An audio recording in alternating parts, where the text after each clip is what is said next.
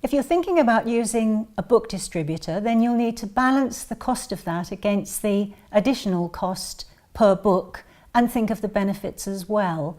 We used a book distributor for the rest of Western Australia beyond the local region where we live, and in retrospect we're very glad that we did. There's no doubt that the distributor did a great deal to help in the early sales of the book and certainly over the first year of self-publication.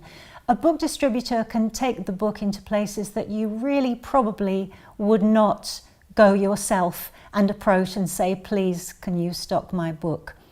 We did the distribution ourselves in the local region where we live, down in the southwest of Western Australia, and that had huge benefits as well, particularly from the point of view of establishing relationships, really good working relationships with bookshops and the other outlets that were selling the book for us.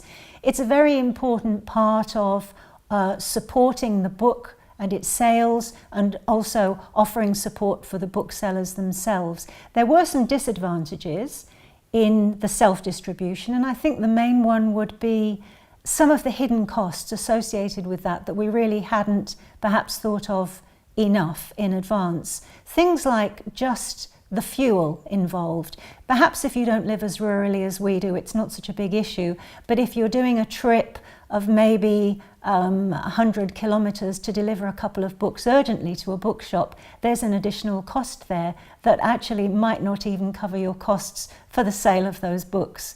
So there are advantages and disadvantages both ways, but I think having a book distributor really is a tremendous help in our experience.